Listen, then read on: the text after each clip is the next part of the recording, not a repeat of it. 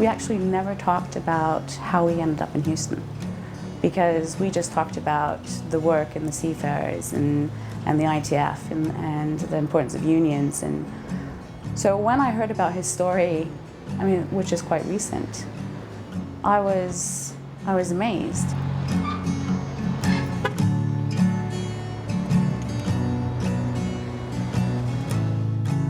His story is absolutely unique. You know, where to begin in Shwe's story, because he went from one issue to another.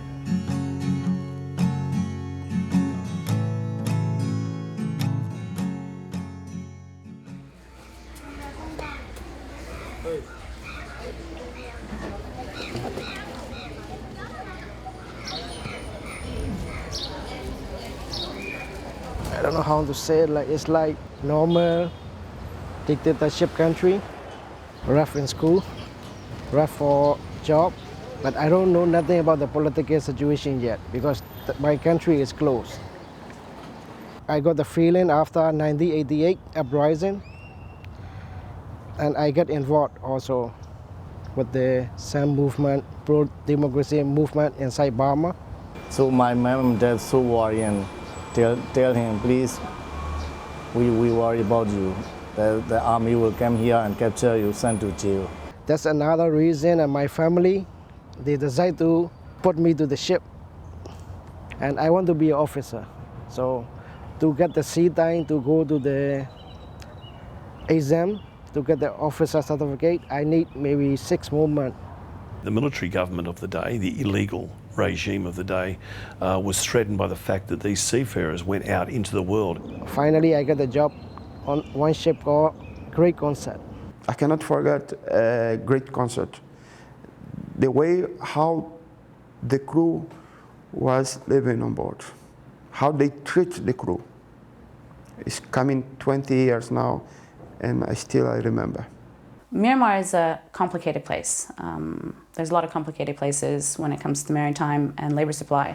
It's not the only country, but it's one of the countries where there is just this ingrown corruption. The seafarers have to pay a lot of money to even get on board a ship. And the money that they earn on the ship is not enough to actually cover what they paid the manning agent. It's same like before I pay broker fee, get the job. So I work on the ship, but we don't get wages for 1 month, 2 months. We keep asking, where's our wages? The company say, no, not yet, we're gonna give you next port. Burmese seafarers cannot complain. At that time, they just couldn't. If they did, their families would back up the seafarers' employment with the house. So the family home would be put up as collateral. So if a seafarer complained to an international organization, they didn't say labor union, but an international organization, the manning agencies could take away the family home. I have no money. Also, I saw a lot of my friends on the ship. They have no money, and plus they have family. For me, I don't care, I'm just a singer. You know. He helped other people in trouble since he was young. The food is run out of food. But luckily, the cargo is rice cargo. So we open the rice and we have to cook the rice soup for around 10 days. It was very, very bad, very bad situation on board. And then company get another charter to go to Brazil. So Brazil, I was happy the ship go to Brazil because I know I can do something with I can go ITF inspector there. So we go to Paranagua. The Myanmar people, they are humble people. When they believe in you, when they trust you, they follow you. And Shwe showed them that the ITF is the only one who can support them. We arrived there and everybody get mad, the crew, because they have no money, they have no phone card to call their family home. So we have the meeting and we asked them what they want to do. They said they have to wait for the money, so everybody afraid. Shwe was just an ordinary seafarer. He wasn't of a high rank or special rank or anything like that. But he rose to the challenge and says, I'm going to take on this company, on his own and with the support of his crew. And so he did. He was able to reach out to people. I was a little bit fired up. I said, okay, I'm gonna complain to ITF. Everybody say no, they don't want to get involved because they know the consequence. Yeah, when we go back there. So I said, okay, just put my name, or I'm gonna put my net out for you. Just behind me and say nothing, do nothing. I do the rest. So they agreed. But only captain, he's a little bit upset. He was crying. He said, oh, Shwe, you're gonna destroy my life. I said, no, captain, I'm gonna get your money. I received a call from Rio office that I have to board a vessel, great concert with the crew, have a complaint. He came to the ship and I complained to him and he find out about no wages. They are 4 months without salary. They don't have a water, no food. What is the treatment for the crew? You think the crew are a slave? And they say, no, we don't treat them like a slave. They are, you treat them like a slave. And bear in mind, in the Myanmar that Shwe left was a dictatorship, and you cross the government, the consequences could be quite grave. And then when the government became involved, people from the Seafarers Employment Control Division were sent out to that ship, and they told him to stop the strike, and he wouldn't. So they sent the tellers to the ship, saying that don't complain to ITF, everybody quiet, or we're gonna be in trouble, something like that. So everybody is scared again. And then the ship's officer was offered money, it sounded like, and purchased a gun off of a taxi driver who was a part-time cop in Brazil, and put a gun to Shwe's head. One night, it's around 1:45, 2 o'clock, and someone wake me up. The chief officer want to see me, so I say okay. So I step to his room. I smell the alcohol. Maybe he just pouring, or maybe he's drunk. Maybe he's trying to pretend. I don't know. And he told me sit down there. And he got the gun. Gun like five bullet revolver. Yeah, he put one bullet in the chamber first, and doing like playing with the chamber, and he aimed at me. And he told me like, just back off. People sometimes underestimate Shwe at their own peril because, he is a hard, tough guy and he comes from a tough environment. So after he aimed at me and tried to tell me to calm down, I was sleepy, or maybe I just plain stupid. I just told him, motherfucker, just shoot me here. So he came and walked and he hold my hair like this and point the gun here. That time, my mind is, I don't know what to do. But I said no. I just shout him like, shoot me. I use a sunbed word, And I don't know this. He just back away and he locked the door and he ran. But Shwe had the courage to say, go ahead, shoot me. I dare you, shoot me. And it never happened. The officer backed off and went away, and the case was won. It was, can you imagine? I can't. I cannot sleep for a week. Every day I wake up sweating, and I was thinking, always come back about the thing it makes me really, I don't know. And finally, we won the case. The vessel was not covered with ITF, but the company agreed to pay the ITF wages since they joined the ship. The guy who put the gun on my head, he got more money than the the agent offered him before. He came and apologized to me. I'm sorry, please forgive me or something like that. But he's lucky.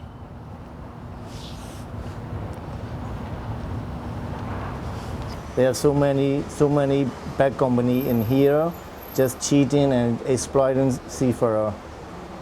It's so bad. Nobody fight for us. They know government don't fight for us. The agent, they just want to make money. Nobody care about us. They want us do not contact to the ITF. If you contact and complain to the ITF, you will be on blacklist and you will be sent to jail. Very difficult situation. Nobody before me, they don't do shit. That's why we suffer. We all know about the blacklisting and the problem that the crew member could have. I know what's going to happen. The Burmese government weren't too happy about him. They weren't very happy about him at all because he was putting them in a bad light and they were going to get their own back on him. Yeah, they go and talk to my mother and father. I've been in trouble. He was on the radio, RFA Radio Free Asia.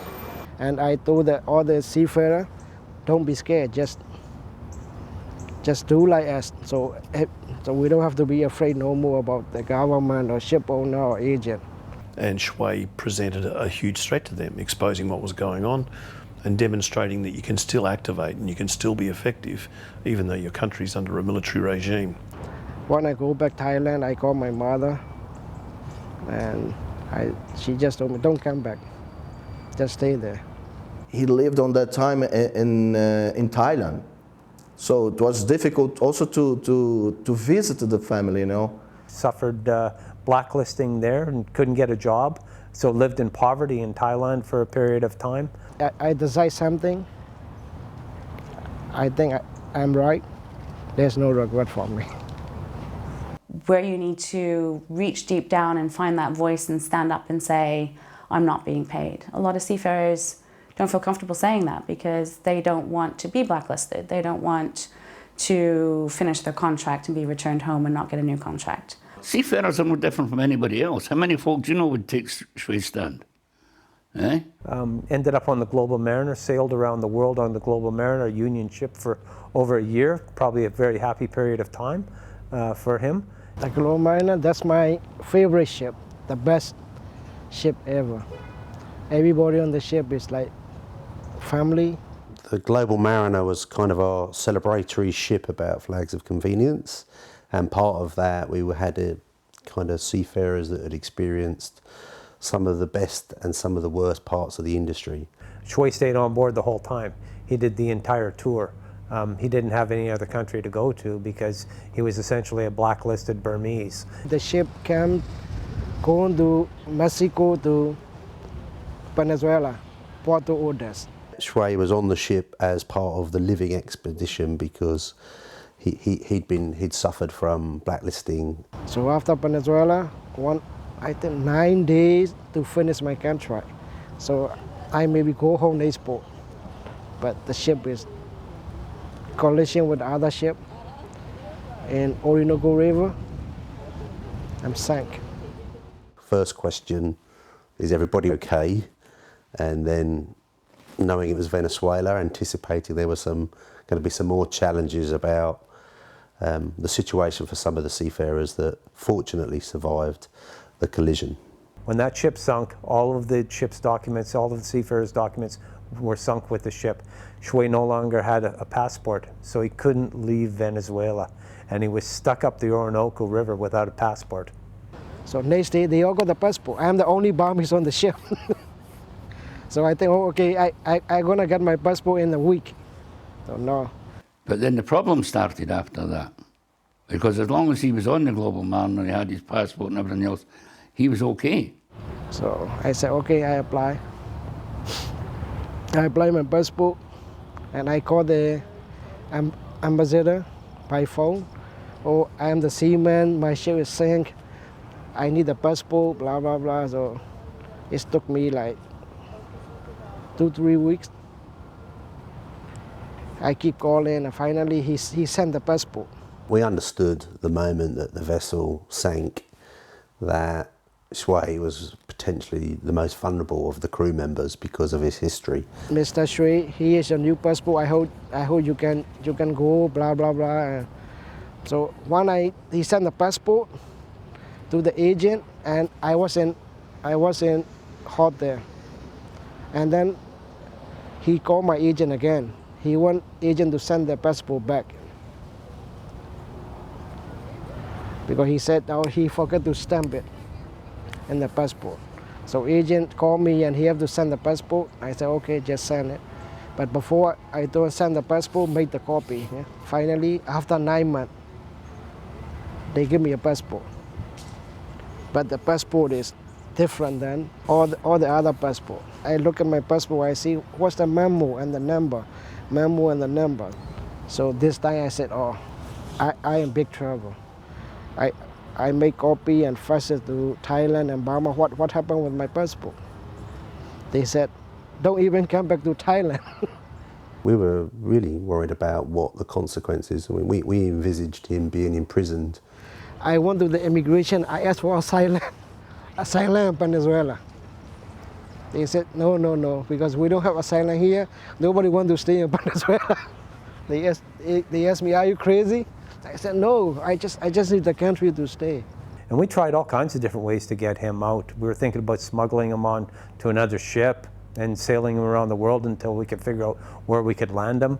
I approached the Canadian Labour Movement, and we issued him, the Canadian Labour Movement issued him an invitation to go on a speaking tour of Canada with the Vancouver District Labour Council and the Canadian Labour Congress. Issued an invitation letter to Shwe, and Shwe actually had interviews at the Canadian Embassy in Caracas. Unfortunately, the embassy kind of saw through what we were trying to do, and that was get him up to Canada to go on on a speaking tour, but he would have never left Canada. We would have done a refugee claim with Shwe, and he would be a Canadian citizen now. Canadian ambassador, he phoned Burmese embassy right away, and he knows my passport different. So I was rejected again. But you've got to try. You can't very well just sit back and say, because he was in a country, and how many Burmese do you think there is in Venezuela? I mean, he was on his own. I don't speak Spanish. It's difficult. So, and even though I want to eat something like chicken, I do like this. I want to eat beef, I have to go like this in the restaurant. So it was very difficult for him, and especially when he didn't know what was going to happen next. Stay rough, because you never know where you're going to end up. Sometimes he not tell me the real situation. No, he is just pretend he is okay and he's happy. In Venezuela, I don't know, I like it there. Before, like, I was really on the call. I was really down. I don't know where to go. You know, every night I sleep and I don't know what's going to happen next in the morning. It's made me crazy. And I can't speak their language.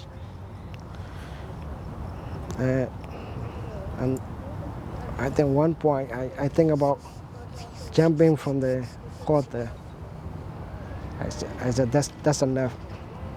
I don't want to do it no more. No. But good thing is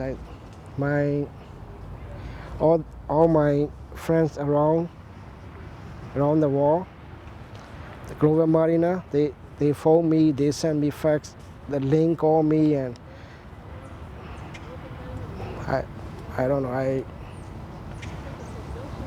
I think about, I'm gonna kill myself, suicide. But other thing I think about, if I do it myself, the government, the SCCD and the government, they were happy. You know what I mean? So I said no. I'm gonna keep on fighting. Yeah, that's the reason I'm here. Otherwise, no more Shwe. But I think it was a very difficult time for him, not knowing if someone was going to knock on the door at a particular time, rush him to the airport and send him back to Burma. They keep me motivated. They call me, and it's all about the friendship. It's all about the brotherhood, or the union, and also about I learn about the email in there also, because I can stay like this, every day I want nothing to do and want crazy. So Lane phoned me, and he set up the email, and he teach me how to do the email. Then when I got the email, and one of my captain wife, she teach me English by email, so I keep busy. I didn't want him to think we'd forgotten him. That was the most important thing to me. I got the passport. They said if I get the passport, I have to leave their country right away. Venezuela wasn't our easiest environment to tackle issues. We had some affiliates or some unions we knew at the time, but it wasn't easy for us, and we had to do quite a lot of work through our Rio office. So IDF arranged for me to go to Brazil. I'm surprised when I met him. Very surprised. I said, I didn't know what you're doing here. What are you doing here? I said, I am here because the ITF support me. We had to find out our Brazilian legislation if we can keep him in Brazil or get an asylum for him in Brazil, or if we're not successful. So we had to find out another country. IDF London sent a letter to the England embassy also for my visa. He just told me, Shwe, I'm sorry, he wanted to give me a visa, but otherwise he cannot, because the reason is he know I'm gonna be there, I'm gonna stay in London. So I was denied again. We all had family, yeah, but we tried to invite Shwe every weekend to one of our house, in terms to welcome him, to keep with him, to give him everything that could keep him happy. He was very concerned about his future. It was a big question mark for him.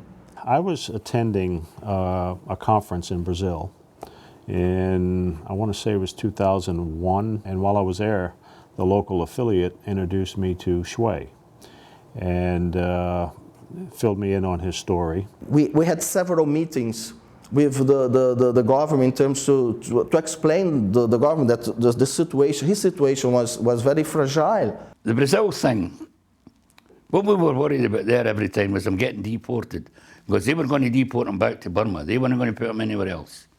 You could see the concern, perhaps fear in his eyes that he was going to be deported from Brazil as a result of his visa expiring. Brazil government also, immigration said I have to leave. I have no more extension, right? 6 months. Steve and I figured we could get him to the U.S. Hopefully we can get him to the U.S. If we did, he can claim political asylum. They found one ship to put me there. They think I can stay on the ship maybe 1 year, and there I found the country, or I can go back, or Thailand or Burma. But good thing is the ship came to Houston. I met Shwe on Pearl Harbor Day, 2001, when his ship came into port. When the ship came in, and I saw Dane and the Jimbo and my lawyer, they all in the port and waiting for me. But immigration got me first and put me to the detention center or prison right away. It was my first asylum case. Yeah, I don't think he knew that it was my first time. I'd done deportation cases, but not asylum from that point. And the asylum cases aren't actually easy to win. And then they brought him in, and he was dressed in one of these orange overalls. And I thought, what have they done to my boy here? And it really was an awful place. Yes, I think it's a lot better than on the ship. We have TV, we have microwave. Yeah, we have 3 meals a day, and I can buy ice cream and eat it. But sometimes when you were speaking to him and you found out what was happening when we weren't there, it wasn't very good.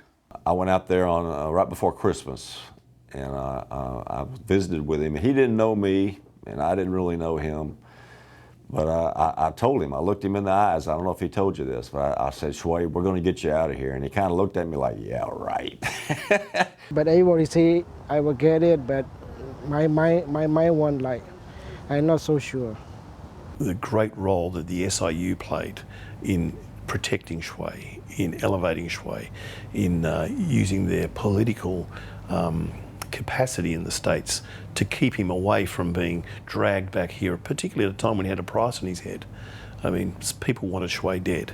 I spent my Christmas and New Year in immigration. And then I think Ding have the connection with local congressman here, Jim Green.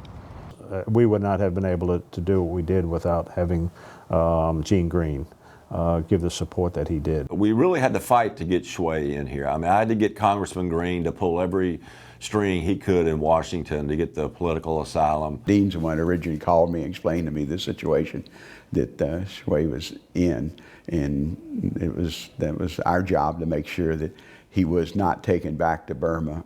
So after that, they let me out and they let me fight asylum outside.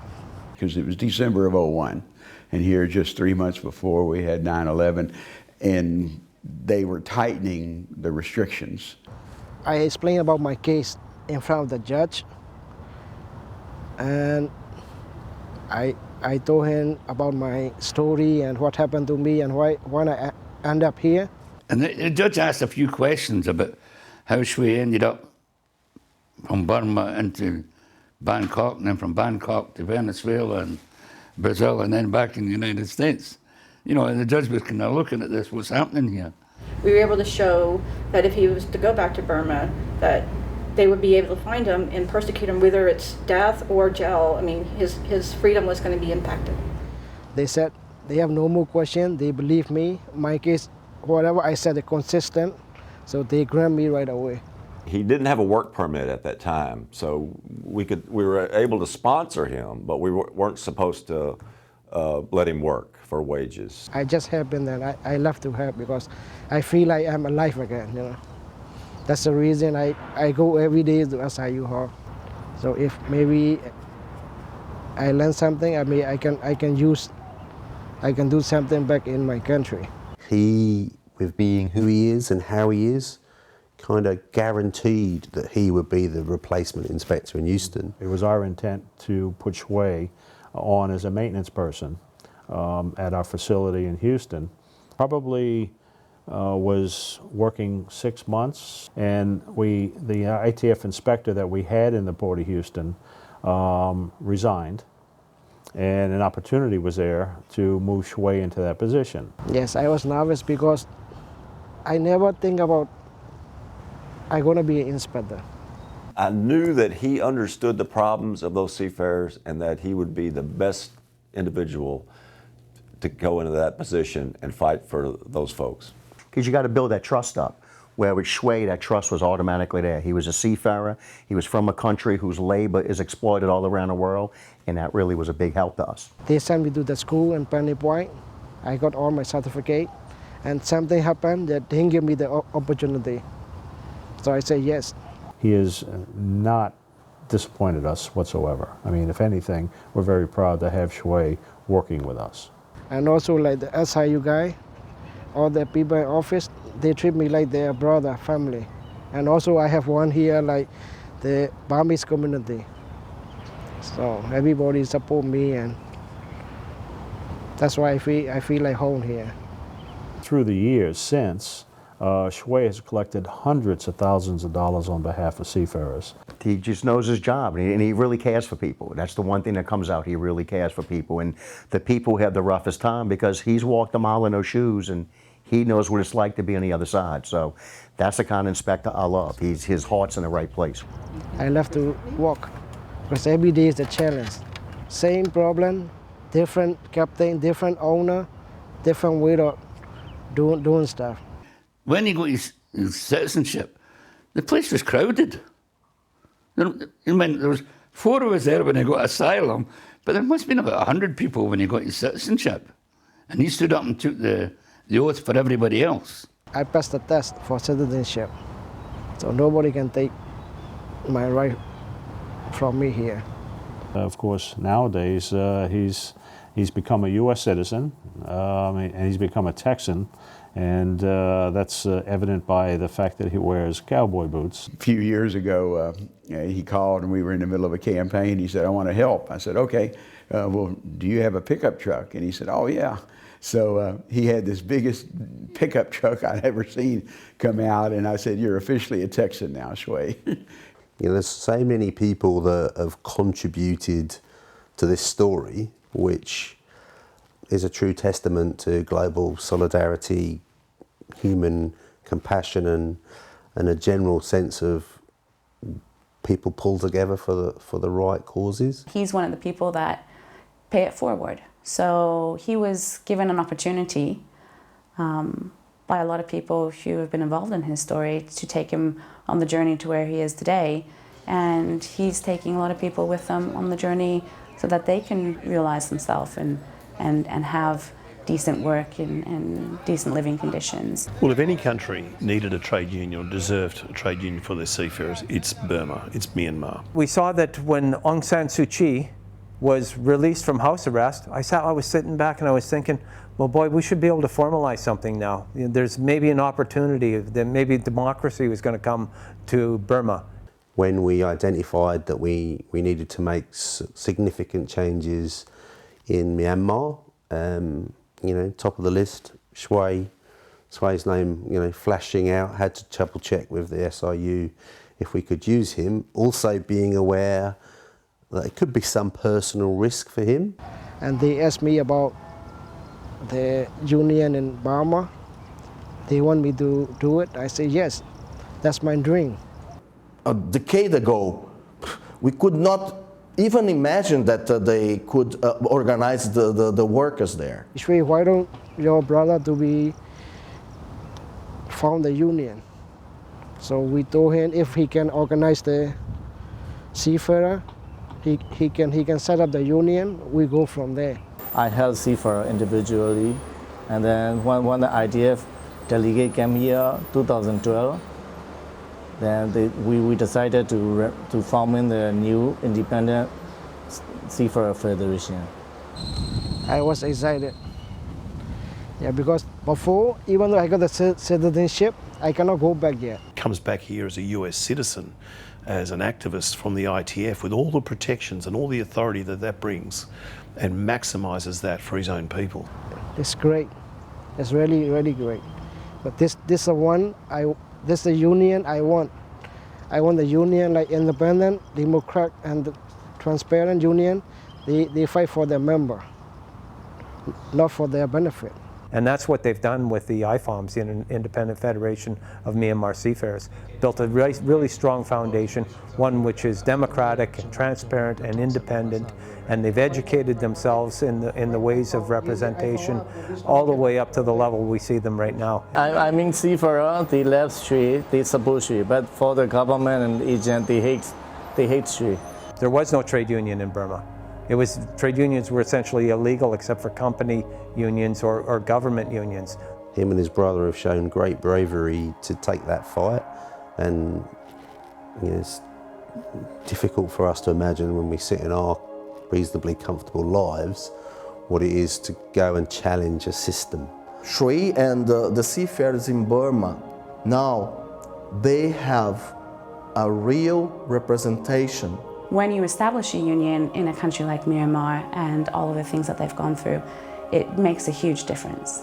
Can you imagine from the time that somebody had a gun to your head and you thought you were going to die because you were going to stand up for your rights, and you come back to a country which you probably left 20 years ago and you start an independent trade union and do what you're doing right now. Shwe's lived a remarkable life.